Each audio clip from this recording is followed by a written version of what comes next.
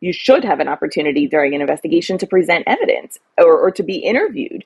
And if you're going out there like a lunatic, it's not going to help, and you can't think clearly. So you really have to get yourself together real fast. Do what you need to do. But, Robert calls it a vomit group. Find a vomit group, yell and scream and cry. And then real quick, you need to start getting evidence together so that you can present it.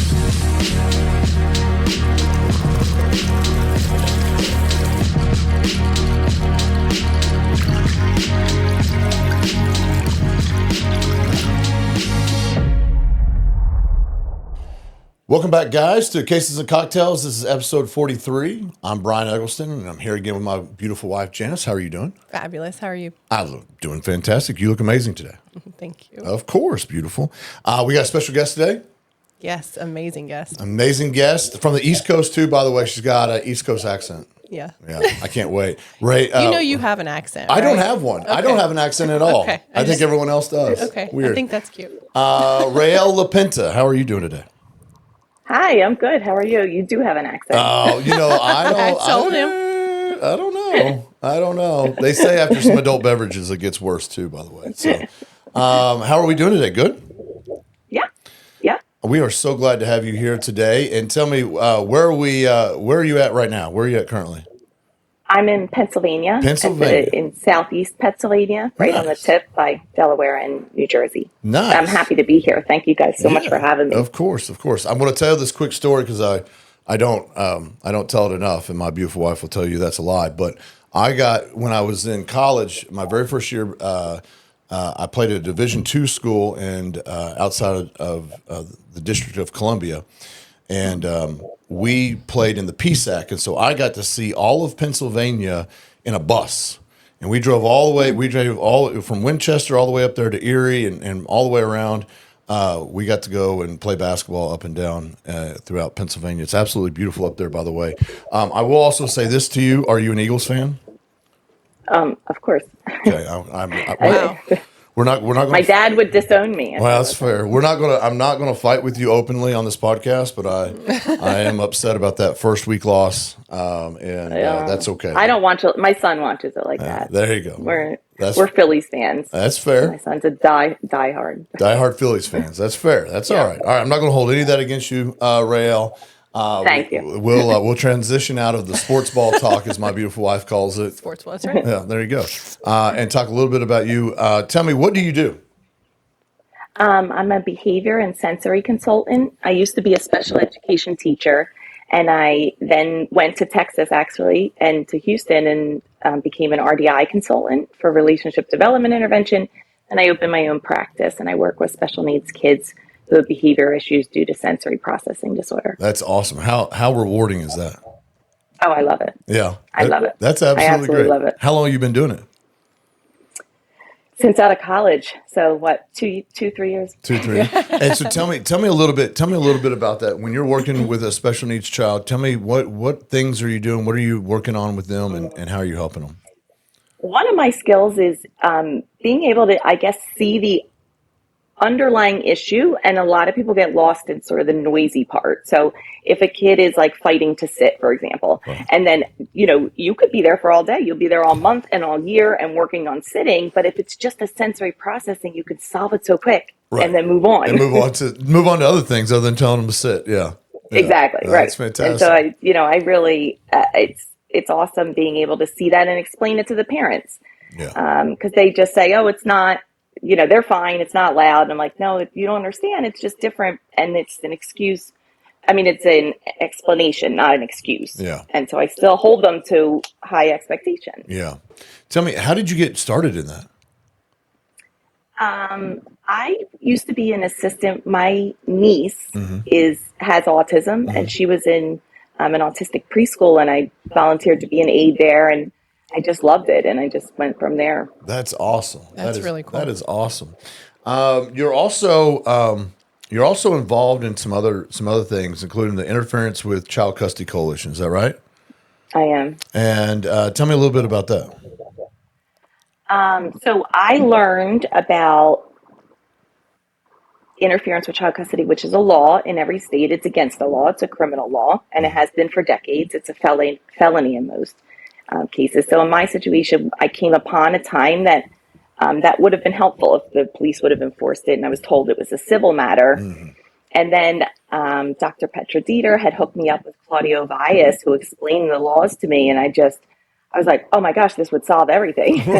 So, like, if let's just do this. Right. So she did get a law passed in Texas regarding it. We had an amendment here in Pennsylvania that didn't wind up going anywhere yet, but we're working on training and educating parents mostly to you don't have to just say, oh, okay, look at the law and just ask politely, can you show me in the statute where that is? Or like explain it to you so you advocate as a parent.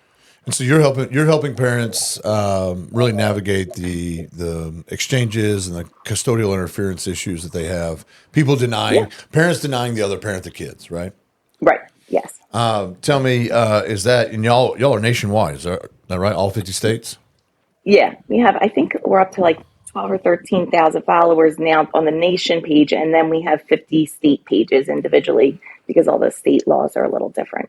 And you don't just work with parents, you also work with guardian ad litem?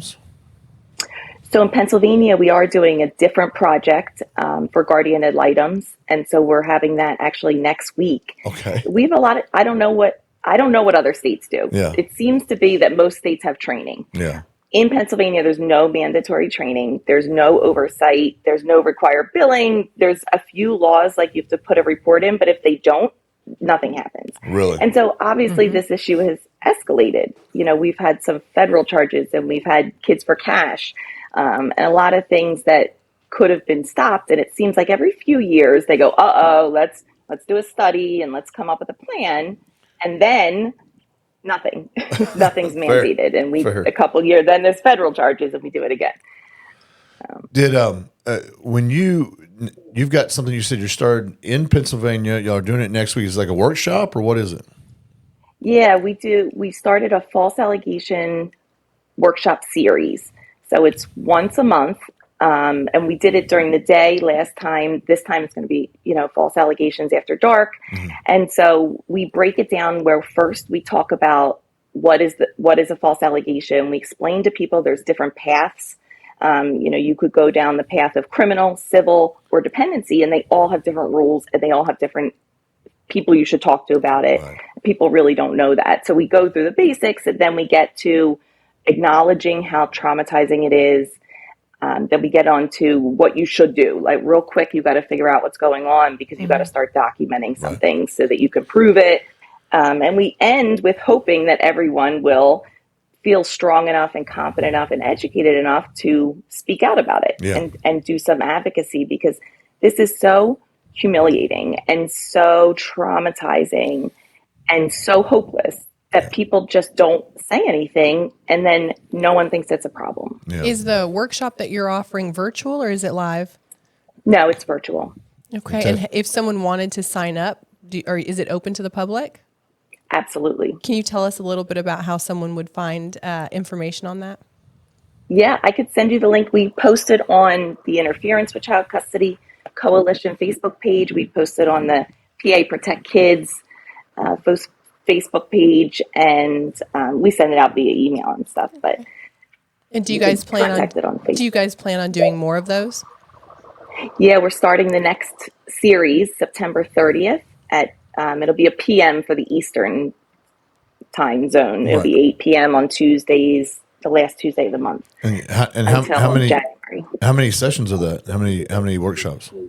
We do six, one a month. Nice. For 6 months. Nice. I mean, we had a big turnout the first time. I mean, we had we just did it locally, right? Yeah. So me and someone else who has been accused in my actual county, we were like, we have to help people. And it was a huge response. Everybody got something from it. And so, we just want to keep helping people acknowledge this is an issue. It's not a you thing. Yeah. You don't have bad luck. This is a thing. This is a thing. It happens a lot.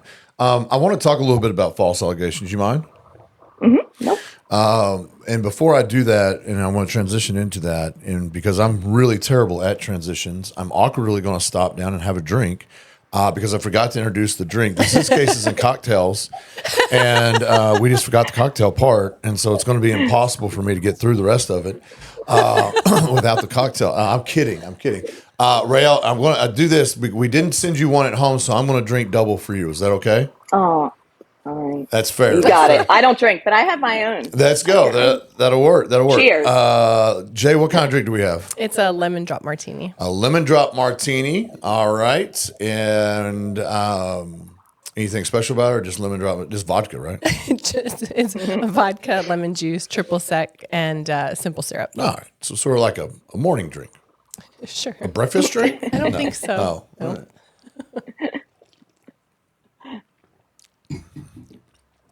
That is tart, but that is good. All right. That'll work. By the way, Rael. What? You have to say the episode too. I did. I said it was episode 43. I don't think so. I did. I don't think so. Oh, Rael, she's going to be the. I said it. I don't think so. Josh says I didn't say it, so screw y'all. It's fine. It's a rough start. It's okay. But I'm going to say this. We're going to pull this one right out of the ditch and transition right back into it, though, because it's false allegations is what we were talking about. And quite frankly, Rael, we see it a lot. We see it a lot in our practice. It's one of the most common themes in my cases right now. Yeah. And I don't think it used to be, but it is becoming more and more common, and it's It works. That's why. Yeah, you're right. It works, and even if the allegations are quickly found to be false, a lot of times people run out of money and can't continue the fight. I mean, and that's the hard part about it. I want to say this too, and I want to get this out in front, and we're gonna polarize some humans, and that's okay, and that's probably sort of what my job is, I guess, in some capacity. But allegations are serious, and we have to take them seriously. And if someone says a child's being hurt, you have to take it seriously. Mm-hmm. You can't just say, "Oh no, that's not happening." Right. Good luck, little Johnny, little Susie. We don't believe you today. Right. And so that's not what we're talking about here. And no one, and I know this about you, and I would say it about Janice and I, we're not talking about just disregarding the allegations about child abuse and child neglect and that sort of stuff. Mm-hmm. But what we are talking about is that people are weaponizing these allegations to the point to where they are gaining advantages in litigation because the system is set up to act out of, and I'm going to use a word that Robert Garza used, which is precaution. Mm-hmm. Act out of precaution and take away parents' rights. And the problem with that is that there's no remedy, there's no recourse on the back end when those allegations are found to be false. Well, there is. They're just not used. Right. Yeah, that's exactly right. They're not enforced, right? 100%. Like right. we have a new Robert Garza was instrumental in getting a law passed here where if there's a false CPS investigation or a CPS investigation and it's found that those allegations are false, that you get day for day the same type of time that you were denied makeup. But even then, it's hard. I mean, I've gone to courthouses and I have to stand in the courtroom and I have to pull the statute out and I have to read it. I have to read it to the court. I have to read it to opposing counsel. I have to read it to the guardian ad litem.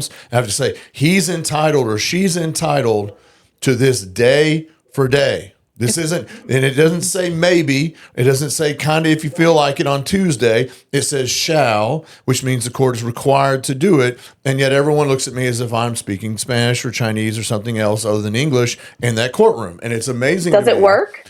It can. It's difficult though. What's difficult for us right now is getting it implemented. What's hard is you're literally putting on a CLE in front of a judge and teaching them things, and they don't necessarily trust you, right? Because they assume that if it's a thing, they would have known about it, and unfortunately, that's just not true. So you're in there putting on this CLE. Opposing counsel's never heard of it before. Opposing party assumes you're lying. The judge is a little skeptical, and then everyone has to stop. You have to literally read it and tell them where to find it, what the statute is. Take a break. Everyone goes back and reads it and comes back, and hopefully they have a good understand. Hopefully they have good reading comprehension and can do that on the fly. And sometimes that's just a pretty not the bill. case. It's a big one, right? It's a big one. It's a big And one. sometimes that's just not the case. And assuming that your client could afford to get all the way there to the courtroom to have this argument, if the judge gets it wrong, the remedy of an appeal is, I mean, that cost is exorbitant compared to regular litigation, which is already expensive. Yeah. It's a struggle. I want to say this, and my point of going through all that is, I want people to understand we're not talking about just, an allegation being made, you dismiss it, and that sort of stuff. We take these things seriously, but also on the back end, the false allegations should be taken seriously as well, because there's big consequences. And that's sort of one of the things that you focus on is the consequences of the false allegations. Is that right, Rael? Yes, that's what we try to help people with and understand the issue. So when you're looking at a situation where like maybe this child is being hurt, everyone says, okay, well, you have to investigate. That's the only way out. But if they realized really how much damage is being done, right, I feel like there should be a second thought and just say, let me ask another question first. Let me just look at like a few facts before we go hard on this. Right. Because the repercussions are dramatic, significant, and permanent. Let's talk a little bit about that. And there's obvious financial costs. That's easy. And I get that. We can talk about that. But there's hidden costs of false allegations. And we talk about that being the trauma on the kiddos. For sure. Absolutely. I mean, they're being told that one of their parents is dangerous. I can't tell you the amount of trauma that I've seen kids go through totally needlessly. And forever, when CYS comes to your door or comes to your school and takes you and you can't do anything about it for like 2 months, you don't see your family, that's traumatizing for everybody. Right. And those people jump every time the doorbell rings. Yep. And it's a thing too. We've had cases where we're involved, and like you said, I think you call it CYS, we call it CPS or DFPS here. It's the same stuff. It's the governmental entity that investigates child abuse, child neglect, and their job is to go out there and investigate it. And quite frankly, they are overworked, they're under resourced. So I'm not sitting here throwing them under the bus, right? I'm not being directly aggressive. I'm being passive aggressive, I guess, in some capacity. But they are overworked, right? They're overworked. They're under resourced. But you're exactly right. What you said is they kind of get this information. They have to go out and they have to do things, and oftentimes these situations are coming up in the middle of active litigation, active custody cases, and so they're not going out there in a vacuum of saying, hey, we're in the middle of a custody case. Mom's here, dad's here. There's a court hearing coming up in a month. Now suddenly we're having this, right? They're just running out there saying, oh, little Johnny, little Susie's being abused, neglected. What do I do? And they take everything. And there's that initial investigation is very difficult for them to accomplish because they are trying to protect the kids and they need to.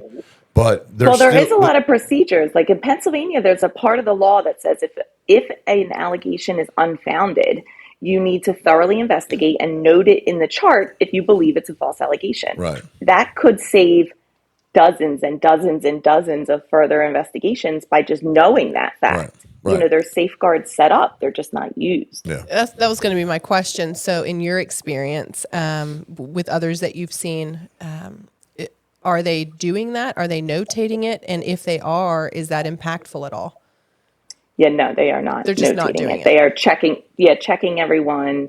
I'm in Delaware County, so our CYS was running a prostitution ring a few years ago, and we were never checked out by the state.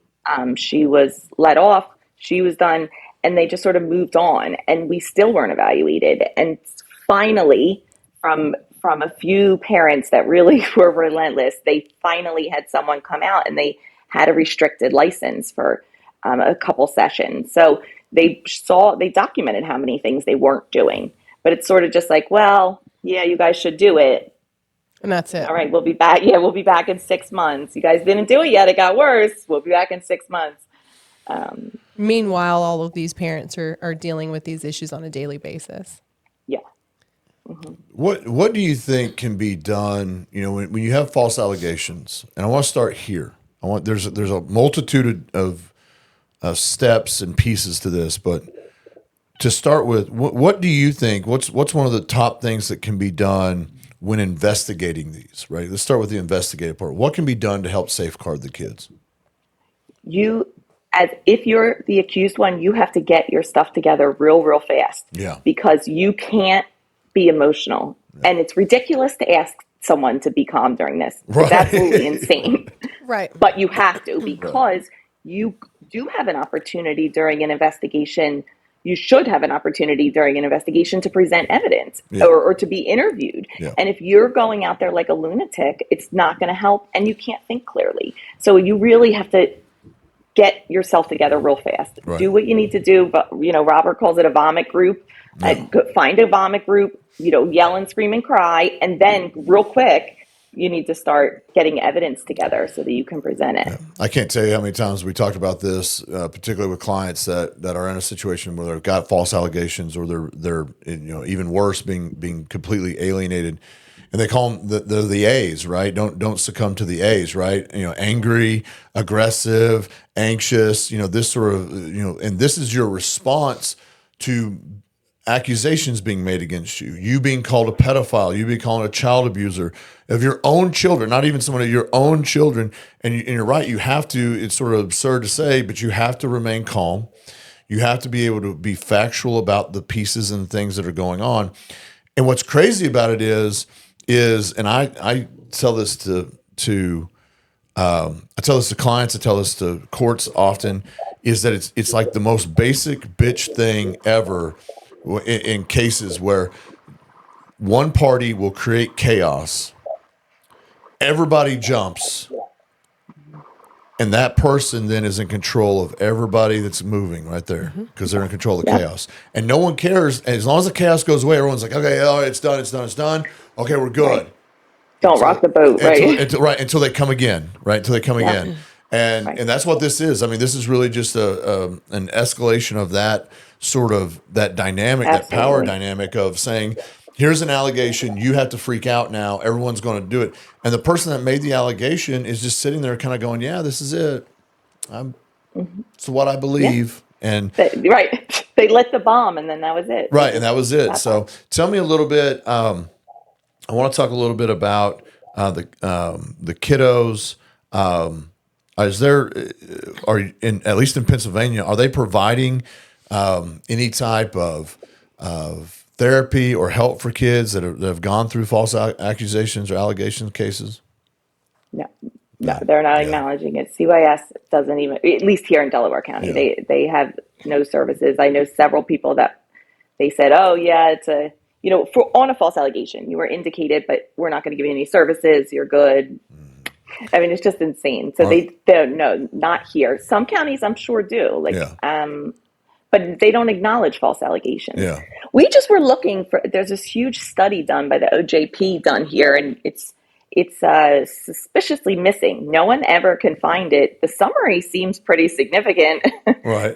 But it's missing. Nobody has it. Yeah. But they don't acknowledge it. Do they, the guardian ad litems, that to your knowledge, do they have any resources for false allegations? No, I don't think the guardian ad litems have any resources. That they have no mandatory training, none. Like even a cosmetologist has to have training. Not in Pennsylvania, GAL means none. Yeah, that's difficult, isn't it? It's difficult. And you know what I find the hardest thing is that the CYS is constantly saying, not only to me, I mean, I talked to hundreds of other parents in my county who were going through it and call me panic. Often they say, your kid said they don't like you or they don't want to see you. Right. I can't tell you, in most of the cases, that's what I hear. And I'm like, one, oh, well. Two, don't you understand that kids can be manipulated? That's, right. It's a difficult situation because a lot of times you're 100% right. You'll have a false allegation, and then what typically I find is that you have a false allegation, we work through it, and because during the investigative period, the parent that was accused is removed from the kid out of precaution, right? Mm-hmm. And so we go weeks, months, sometimes years. And then we say, okay, those are false. Doesn't really look like there's anything there. And they say, okay, well, little Johnny and little Susie, they don't want to go with you. They've been told Right. for weeks, months, or years, you are a danger. And no one has safeguarded that. No one has given anyone any training. There's no services for the kids, how to process that. So then they say, well, little Johnny, little Susie doesn't want to go with the alienated parent or the parent that's been accused. Well, and the parent that's been alienating has not suffered any type of repercussions, so Right. they're not going to stop their agenda. right. They're not going to stop this crusade. But then That was their goal. Right, that was their goal. But Right. then they say, well, the only way now we can do this is to put the kids back in reunification therapy with the parent. But the problem is that therapy is not designed to safeguard against the further proliferation of the accusations. Because now what the parent that made the accusation says, I now have a new human, and I'm going to say the same things again. We're going to Yeah. do the same Yeah. song and dance. A mandated report. Right, a mandated report. That's right. And so we're back in this cycle. And so this I goes. heard a great analogy that like we know what the issue is. Like this patient is dying and hemorrhaging, and we still are taking X-rays. Right. Yes, that's 100% You know, right. That's 100%. time. And it's sort of like, too, to be quite frankly, I'll expand on that. It's like putting your hand over the wound to stop the bleeding so you can take the X-ray and then take your Right. hand off the wound. And see you next week. Right. Okay. Good luck. Right. It Right. just doesn't make sense. And at some point, it's a huge ordeal with the kiddos. More importantly, Yeah. it's a litigation strategy, and that's really It what's is. happening. We see it on that end. Courts are put in impossible positions. Right. You know, on one hand, heinous, terrible things are being alleged. And they're looking at that child saying, we've got to do something to protect the kid because that's a normal response. And at the same time, they're being told those are completely false. And how do we figure it out? How do we safeguard the kid? And it can't just be the bare minimum here. We've got to go up above a little bit and put the kids in a space where they can be protected, but also work through it and know we don't know that dad or mom is a predator or a danger, right? And it's okay, and still be able to see them in some capacity, maintain that relationship, and then definitely be given the resources on the back end. We're just not there. Not only as not just in Texas or Pennsylvania, it's across the state, across the nation, and it plays out in courthouse to courthouse. And judges are put in impossible positions. I don't envy them in any capacity. I'm just simply saying, and I'm not just pointing to a problem. I'm saying the answer is we got to do more for the children during these investigations and post investigations. Is that fair? Absolutely. Absolutely. It's not in their best interest, you know, in this, and we don't acknowledge any of the psychological or emotional abuse, the ACEs scores or the traumas that's happening to them in case they might be physically abused. And Right. we're just totally ignoring that form of abuse. Yeah. No, I one time I had a CPS investigation, and I went in there. The allegation was that mom had abused one of the sons, and the allegation was made in CPS or DFPS. They went and investigated it, and they did the interview of the kid in front of the mom who allegedly did it. Which is just like literally on the stand In the same room. in the same room, just saying like, and we're like everyone in the room in the courtroom's looking around, going, "You've got to be kidding me!" Like this is going. So then so they come, and the CPS worker says, "Well, you know, little Johnny said that mom didn't do it." Okay, that's fine. Do you think maybe you go talk to little Johnny without mom standing there? So he says, "Okay, yeah, sure." So he goes over there, and they go to school. And short, little Johnny says, "Yeah, mom actually did hit me." Okay, that's a problem, right? So let's deal with this. And so CPS kind of doing their investigation and stuff. I said, have you done any investigation about the emotional abuse that's going on, right? Because mom is literally standing in front of the child, and he's so scared he won't make this outcry. CPS, we don't do that. Yeah. And that's the problem. And that's really the alienation part of this. The false allegation part leads to that emotional abuse that is traumatizing to those kids. And so we're going to be... People think it's tricky, right? Like, so on the outside, they're like a bruise is easy and psychological abuse is tricky. It is not tricky for any expert Right. at all. Agreed. Right. You know, like right. at all. So just let's get them involved in things. Right. I will say this too. Just like you would have a doctor look at the injury, right? The Right. bruise or whatever Right. else. Absolutely. I want to say this. I've enjoyed this. We could talk about this forever. Congratulations on the workshops and doing the things there in Pennsylvania. Good luck this coming week. Thank you. What is that? That is False Allegations After Dark. Is that right? Yes, with PA Protect Kids or Interference with Child Custody Coalition. You Fantastic. can find that. Is there a URL that they can go to, a website? Just through the Facebook one. Through Facebook.com/enforceICC is the interference. Fantastic. Fantastic. Well, good luck with that. Keep fighting the fight you. there in Pennsylvania. And go Cowboys. No, I'm kidding. What? Really? Really? That's how you were going to end it? Just us back in our toxic relationship for the season.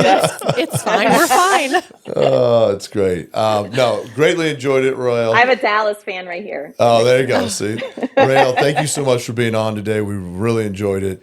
And guys, thank y'all for watching this week. We really appreciate it. Stay tuned for next week. And as always, Be sure to like, share, and subscribe. We'll see you next Friday.